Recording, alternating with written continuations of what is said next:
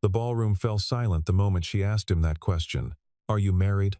A ripple of quiet laughter moved through the crowd, crystal glasses catching chandelier light, diamond earrings trembling with amusement. A billionaire's daughter in a $30,000 gown standing before a hotel janitor and asking about his personal life. It had to be a joke. It had to be one of those rare, eccentric moments that people would retell at dinner parties for years. The night Evelyn Carter finally said something unexpected. But the janitor did not smile. He did not look down. He looked at her with the kind of steadiness that belonged to men who had already survived the worst thing life could do to them, and he gave one answer that drained the color from her face entirely. "Yes, once." Then he reached into the breast pocket of his worn gray uniform and produced a silver ring so old the metal had gone soft at the edges. On its face, barely visible in the gold-touched light of the ballroom, was an engraving, a crest, the same family crest that Evelyn Carter had worn hidden against her collarbone since the night her mother died. And in that instant, with 300 of the most powerful people in the city watching, the woman who had inherited everything understood that the man mopping her floors had been carrying a secret that could unmake her world. The Hargrove Grand Hotel occupied the top 4 floors of a tower that overlooked the city like a crown. On the 32nd floor, in a ballroom designed to make ordinary people feel small, the Carter Foundation held its annual charity gala. The guest list read like a directory of old money and new power senators, surgeons, tech magnates, fashion houses that had survived 3 generations. The food was flown in. The flowers were imported. The champagne was older than most of the waitstaff. It was the kind of event where generosity was a performance, and every dollar donated was measured against the donor's reputation rather than the cause. Evelyn Carter stood at the center of it, 26 years old, and already a fixture in every financial publication that mattered. She was the only daughter of Richard Carter, chairman of Carter Holdings, a financial conglomerate with subsidiaries across 11 countries.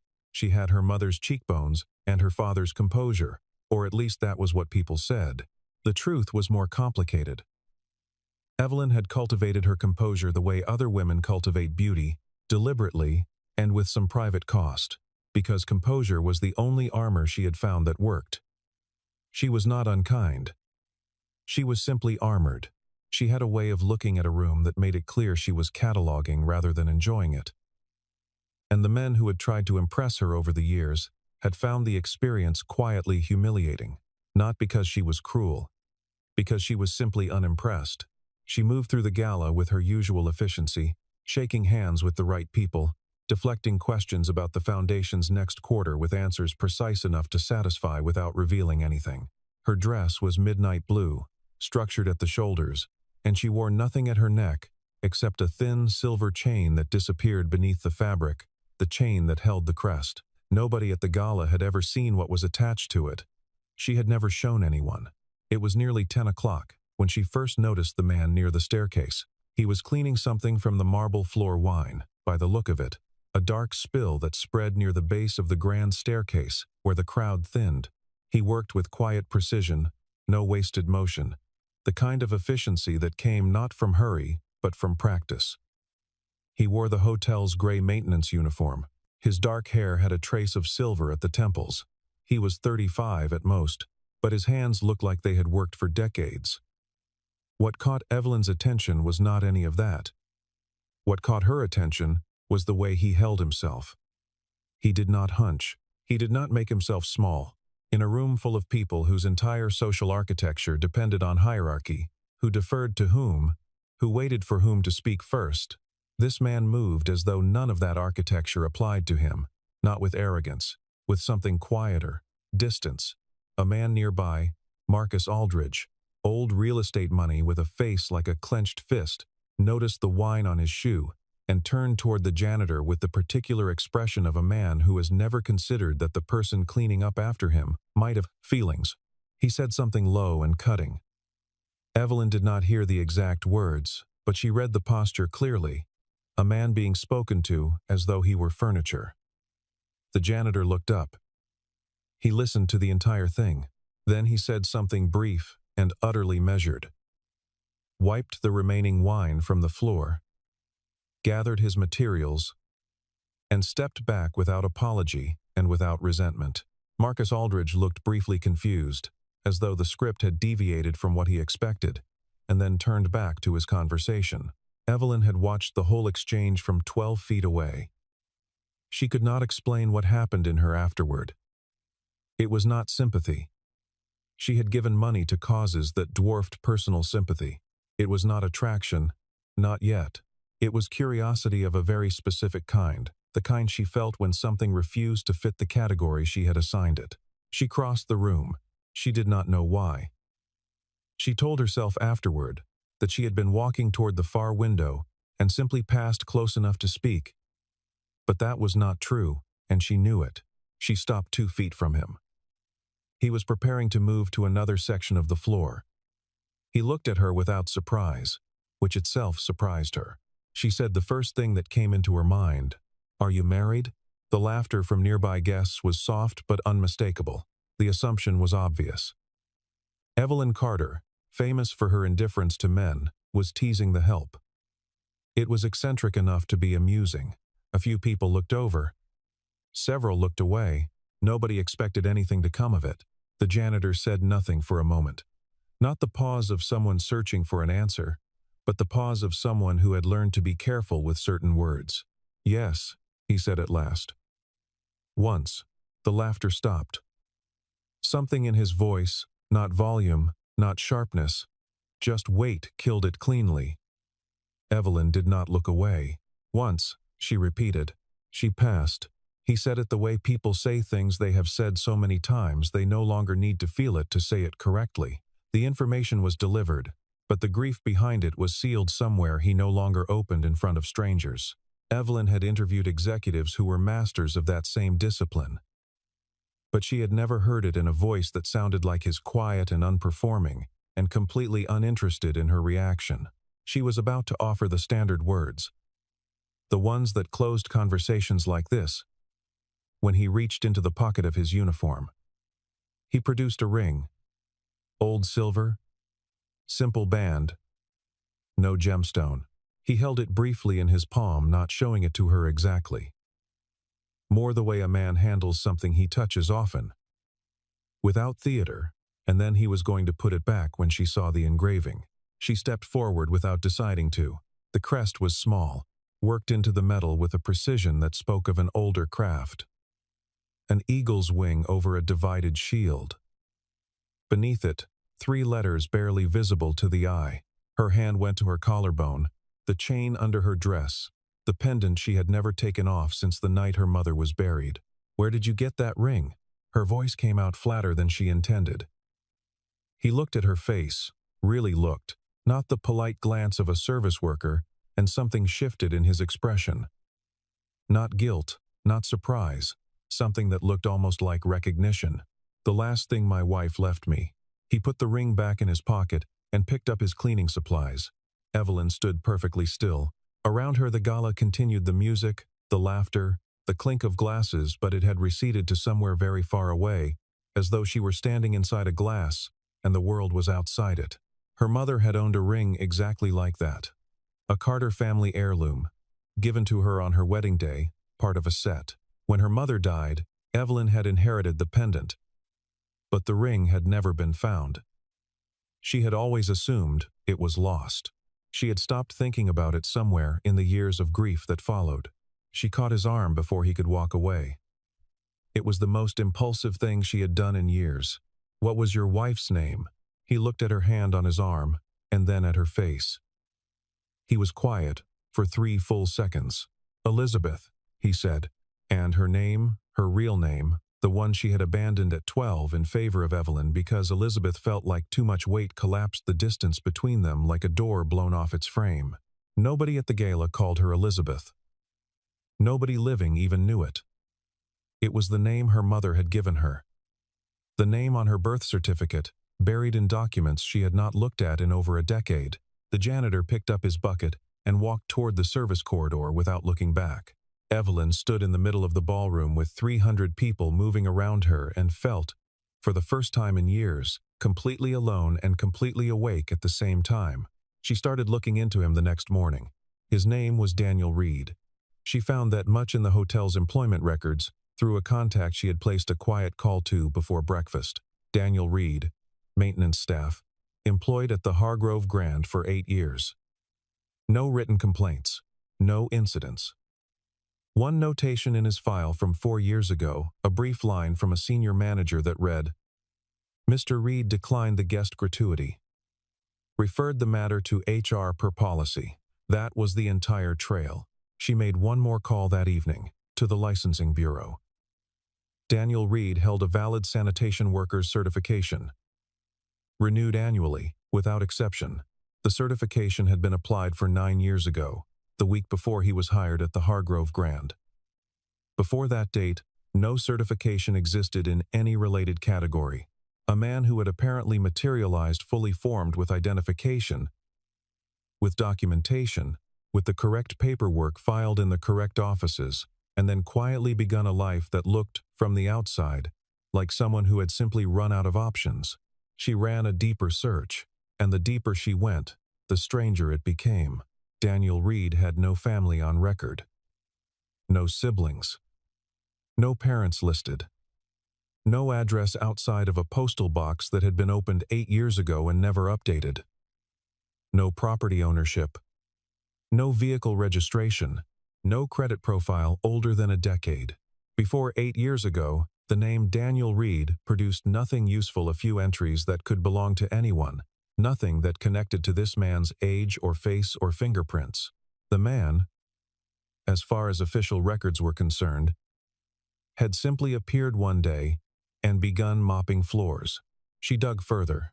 She was not someone who stopped when the surface told her to. Through 2 research contacts and a retired investigator she had used twice before for foundation due diligence, she started pulling threads.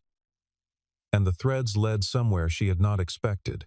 The man, as far as official records were concerned, had simply appeared one day and begun mopping floors.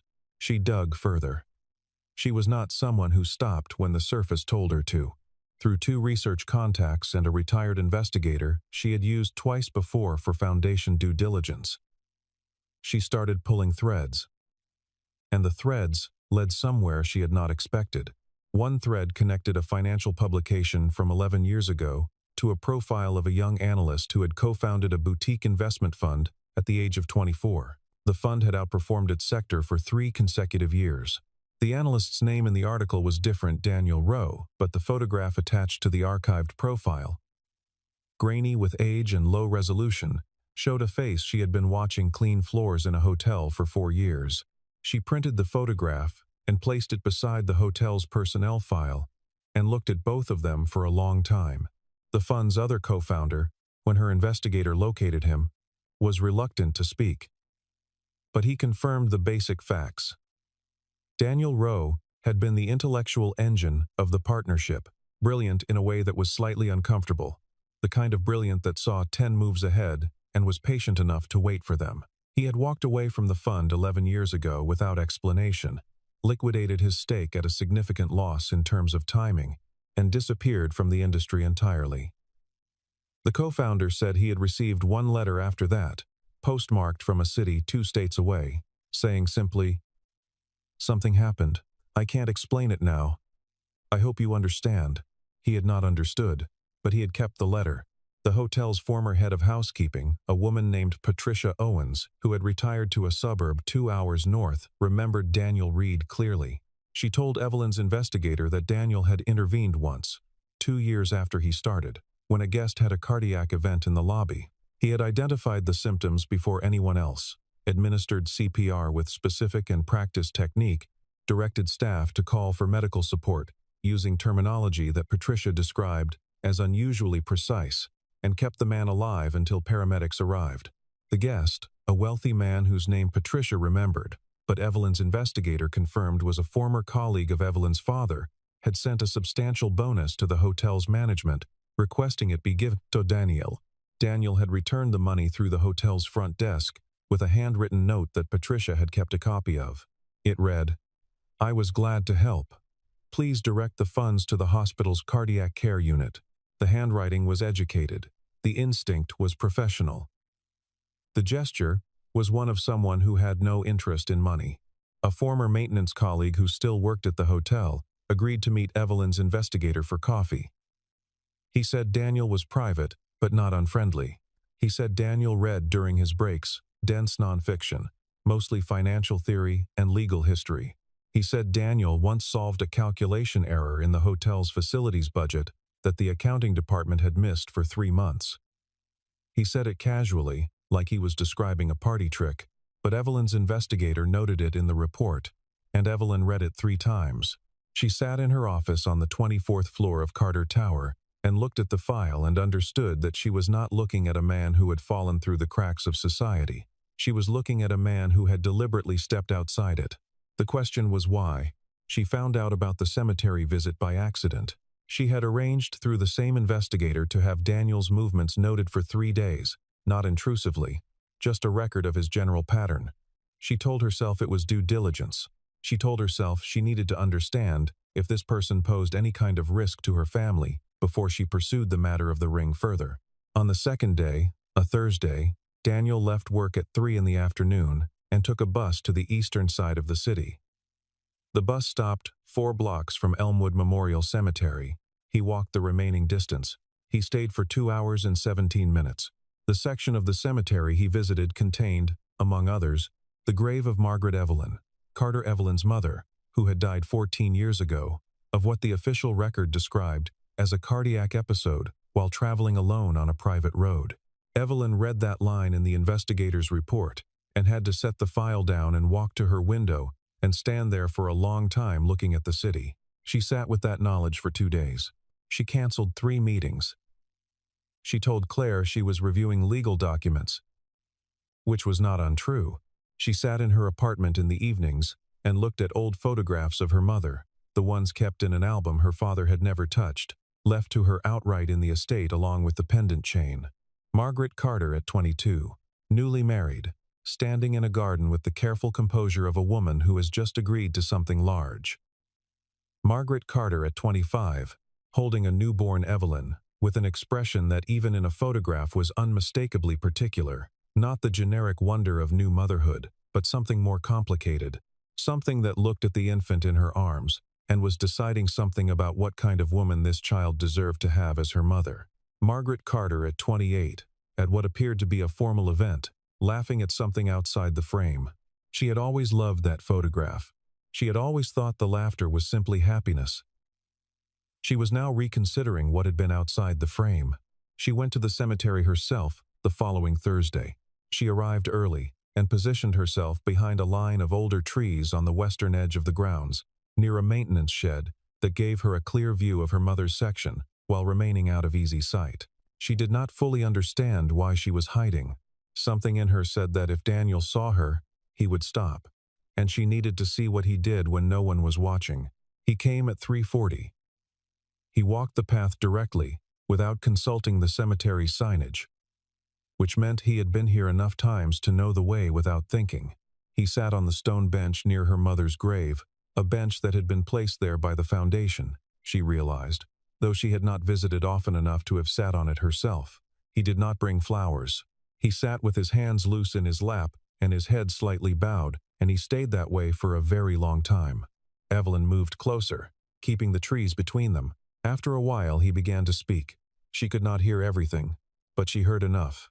He spoke quietly, the way people speak to the dead when they believe they are entirely alone, without performance, without summary, without the editing that grief acquires when witnessed.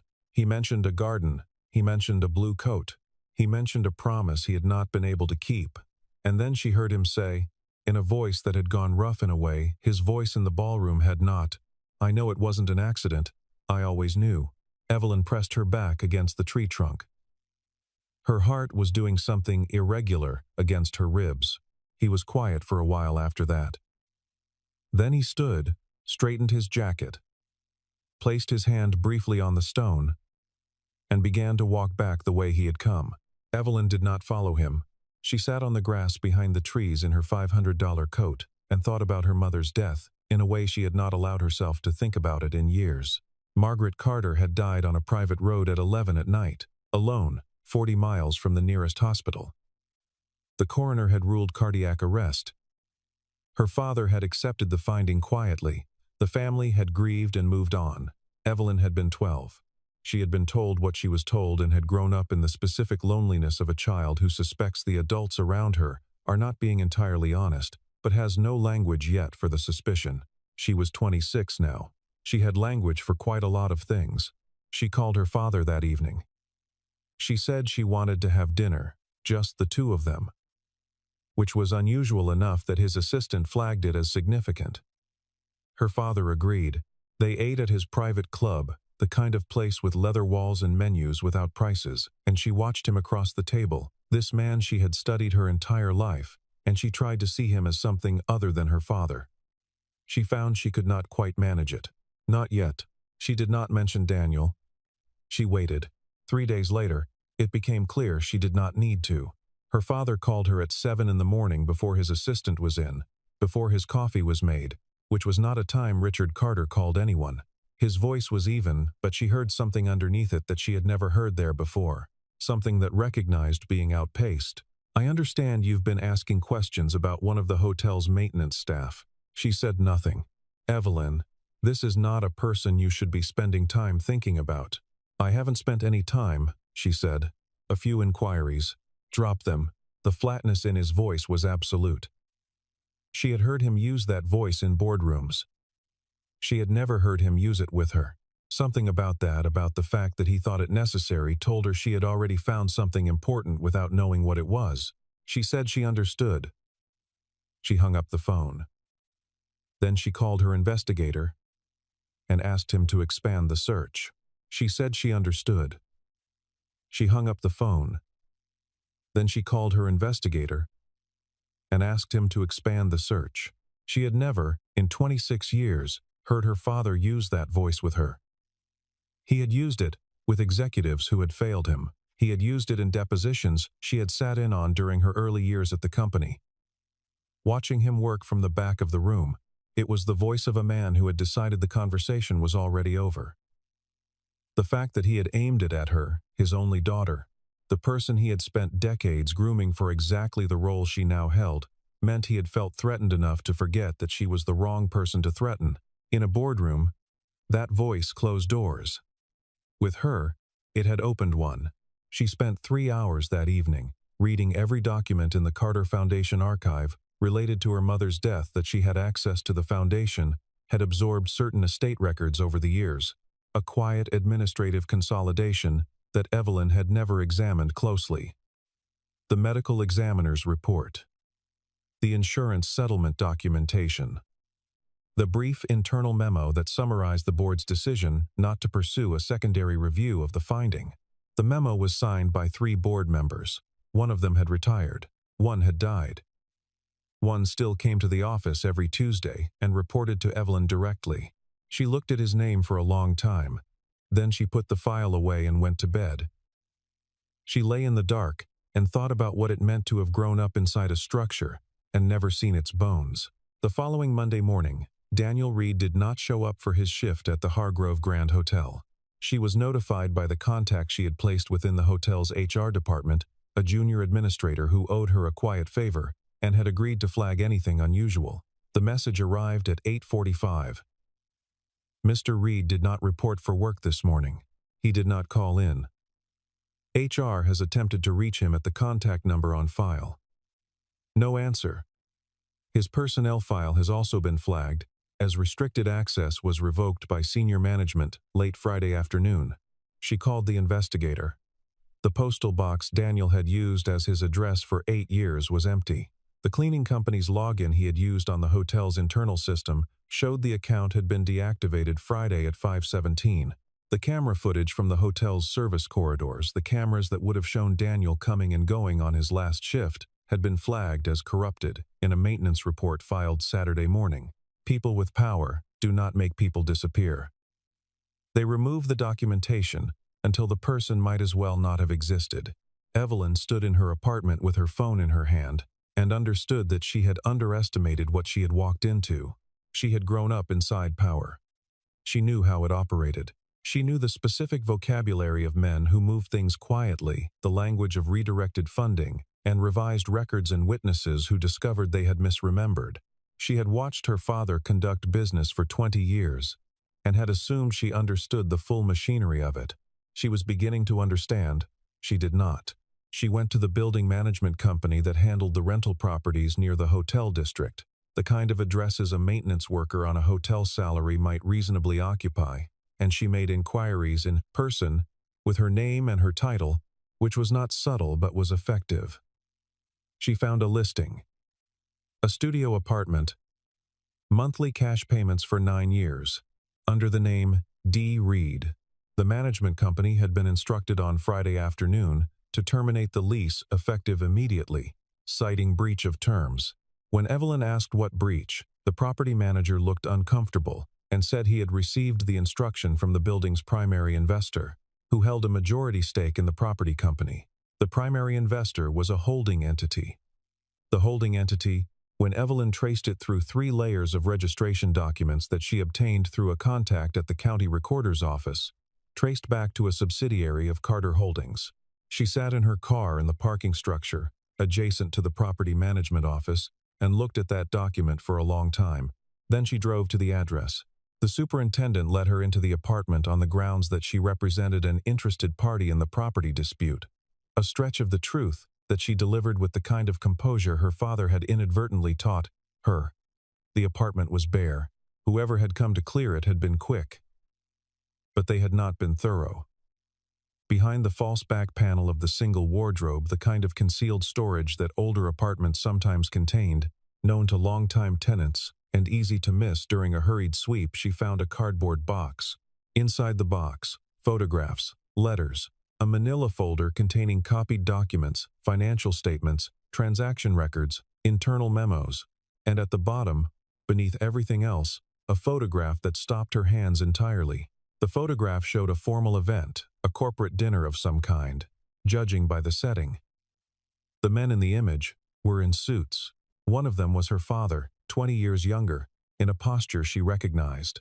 Beside him, laughing at something, stood a man she did not recognize, mid-30s in the photo. Sharp and vivid, and entirely at ease in the company of the powerful.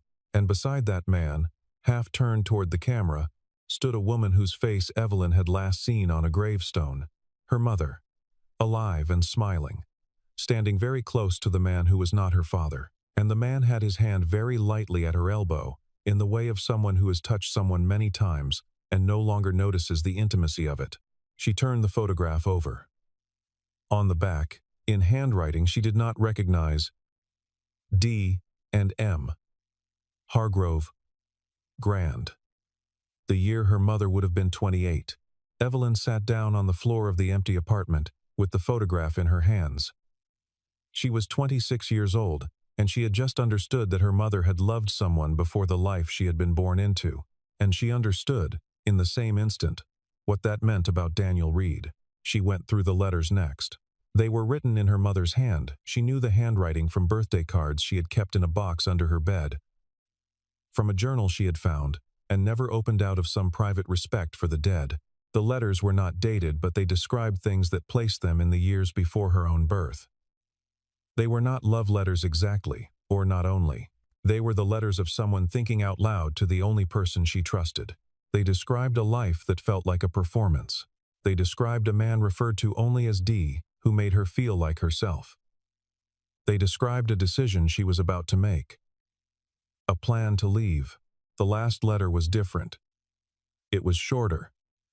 The handwriting was less steady. It said, "They know. He has to disappear, or they will destroy him. I have told him to go. I don't know if he will. I am afraid of what happens if he doesn't. I am more afraid of what happens to me if he does." There was no letter after that. Evelyn folded the letters carefully and put them back in the box, and sat very still in the empty apartment, while outside the city conducted its ordinary afternoon. She found him on a Tuesday night, in the rain. She had been working with the investigator for a week, the full resources of it now, no longer asking him to be discreet about cost. She had also, quietly, and without announcing her intention, retained a separate legal firm, not the family attorneys but a boutique practice known for financial fraud litigation, and had begun showing them the documents in the manila folder. What they told her about those documents she kept to herself for now. Daniel was in a rented room in a neighborhood on the city's south side, the kind of neighborhood where nobody paid much attention to strangers. He did not seem surprised when she knocked on his door. He stepped back and let her in without a word, which told her either that he had expected her eventually or that he had passed the point of being surprised by anything. The room was spare. A bed. A small table with a lamp. Books stacked along one wall with the precision of someone who cared about order even in impermanence. She sat in the only chair. He sat on the edge of the bed and looked at her with the same steadiness he had shown in the ballroom, which she was now beginning to understand was not distance but discipline. She showed him what she had found. He went through it carefully, not because the contents were new to him, but because he was checking what she knew against what he knew. When he finished, he set the papers on the table and was quiet for a moment. "Your mother found the transactions herself," he said. "She was looking through company records. She had access she probably shouldn't have had, from the early days when your father trusted her more than he did later. She found payments that didn't correspond to any declared account. She started following the trail. She came to me because I had the financial background to understand what she was looking at." Evelyn kept her voice even. "You knew each other before she married him.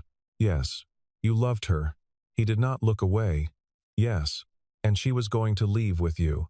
She was going to tell the truth. Whether she left with me or not was secondary to that." He paused.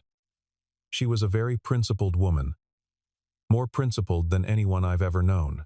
She believed that if something was wrong, you named it, whatever the cost. She died 6 months after this letter." "I know. And you think?" "I don't think," he said. "I know. It took me years to build a case. The kind of case that would hold. Financial fraud at that level has deep roots. The people involved had resources and legal infrastructure I couldn't match directly." He looked at the papers on the table. "I could have gone public earlier with less. I chose not to.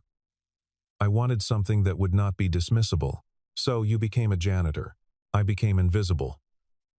The hotel was the best position I could find that gave me proximity to the people and records I needed access to, without triggering attention." He looked at her steadily. "I have spent 8 years in that building. I have not wasted a single hour of it." Evelyn looked at the books along the wall. Financial theory, legal history, case precedents going back 40 years. "Why did you speak to me that night?" she asked. "In the ballroom. You could have just let me walk past." He was quiet for a moment. "You wear her chain," he said. "I have seen you at the hotel before, at other events. I always noticed the chain. That night you stopped and looked at me the way she used to look at people, like you were actually seeing them rather than categorizing them. And then you asked me that question." He paused. "I made a decision." Outside, the rain had increased. The window behind him was blurred with water, and the city lights broke through it in smears of orange and white. "I'm not afraid of what they'll do," he said. "I haven't been afraid of that for a long time. I spent the first 2 years being afraid. Then I decided that fear was a resource I couldn't afford." He looked at her. "But I have always been afraid of her being forgotten. Of people deciding that what happened to her was simply a medical event and not what it actually was. That is the one thing I cannot accept." Evelyn felt something shift in her chest, the slow, structural kind of shift that feels less like emotion and more like the ground changing beneath a building. She had been moving toward this for weeks without knowing it.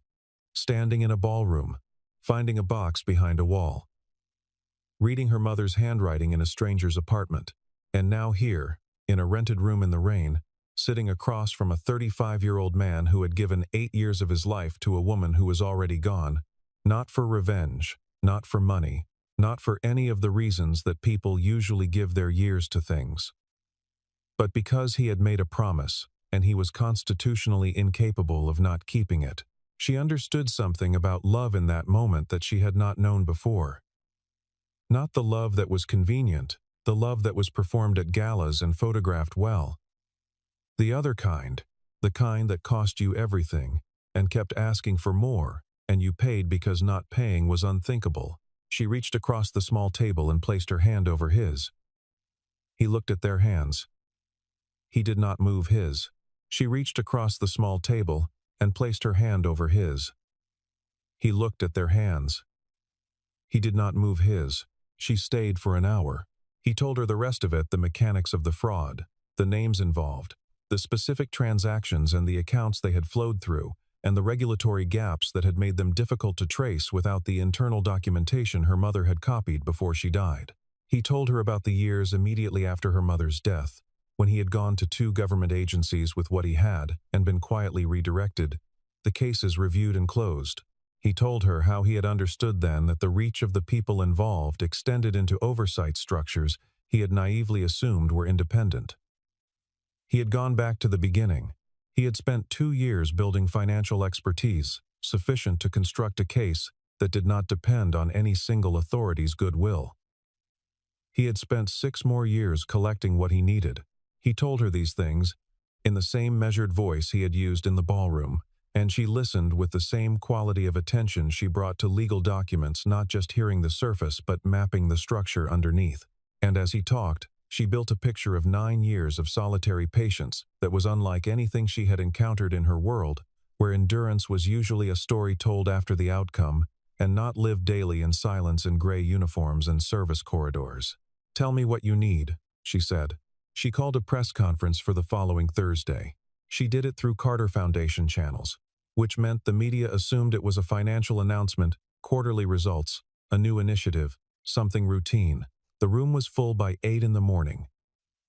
Cameras from 3 television stations, print journalists from 2 national papers, a wire service. Her father's communications director in the back row, looking increasingly uncertain about why he had not been briefed. Evelyn stood at the podium in a gray suit, her hair back, the silver chain visible at her collar. For the first time in her public life, she had spent the previous 2 days with the legal team, going through every document, confirming every figure, building the structure of what she was about to say with the same precision her mother had apparently used when she began her own investigation 14 years ago. Daniel was in the room. He stood near the side wall, not at the podium, not in the front row. Wearing a clean dark jacket she had not seen before. He had the full documentation, originals, and certified copies in a leather case that he had transferred to the legal firm the evening before for simultaneous filing with the relevant regulatory authority. She spoke for 22 minutes without notes. She described the transactions. She named the accounts. She named the intermediary entities. She described the timeline when the fraud began, when her mother had discovered it, when her mother had died. She did not say murder. The legal team had advised against that word specifically. She said, "The circumstances of my mother's death warrant full investigation by an independent authority, and we are today providing all documentation to that authority." She said it the way her father had taught her to say difficult things without trembling, without apology, without the softening that lets the listener decide not to believe you. Her father's communications director left the room at the 12-minute mark. She saw it in her peripheral vision and kept speaking. The legal firm's simultaneous filing became public record at 9:17 that morning. By 10 o'clock, trading in Carter Holdings stock had been suspended pending a regulatory review. By noon, 2 of the names she had mentioned in her statement had retained criminal defense attorneys. By 3 o'clock, a journalist with a financial beat who had been investigating Carter Holdings for unrelated reasons published a piece that had been sitting in editorial review for 6 months now. Suddenly, printable. Her father called at 4:17. She did not answer. She found Daniel near the side exit of the press building. In the gray afternoon light, his leather case now empty, he looked at her the way he had looked at her in the ballroom, steady, unhurried, like someone who has been waiting a long time and is not yet sure the waiting is over. "It won't be clean," he said. "It's going to take time. The regulatory process." "I know," she said. "I have good attorneys. Your father, I know that too." He nodded. He looked at the street. She watched his profile, the same profile from the photograph, older now, the years of invisible work written in the set of his jaw and the patience behind his eyes. "What will you do now?" she asked. "I thought I might leave," he said. "There's nothing left that requires me to stay." She had known that was coming. She had known it since the rented room. She had not let herself think about it too directly, because thinking about it directly made it harder to do the other things, and the other things had needed to be done first. When? Soon. A few days. She nodded. She did not argue. Some part of her understood that she did not have the right to ask him to stay. He had built his life around a purpose, and that purpose was now complete. She could not replace it with something smaller, just because she had found, in the strangest possible way, someone who looked at the world with the same interior steadiness that she had spent her whole life trying to cultivate. She found him at the train station on a Saturday morning before the city was fully awake. She had driven herself, no driver, no assistant, which was unusual enough that the doorman at her building had watched her go with visible surprise. The station was large and old and nearly empty at that hour. A few early travelers, the sound of a loudspeaker announcing something distant. She saw him at the far end of the departure hall, a single bag, the same dark jacket. She crossed the hall before she had finished deciding to. He heard her footsteps and turned. He was not surprised. She suspected he was rarely surprised by anything anymore. "I thought you might come," he said. "I thought I might not," she said honestly. He almost smiled. It was a very contained expression. She reached beneath the collar of her coat. She was wearing the chain, as always, the crest against her collarbone, and for the first time in her life she unclasped it. She held it in her palm, the pendant small and silver in the gray morning light. She had worn it since her mother died. She had worn it because it was the only thing that felt like her mother's actual hands on her. She had worn it so long the chain had worn a faint mark on her skin. She held it out to him. He looked at it for a long moment.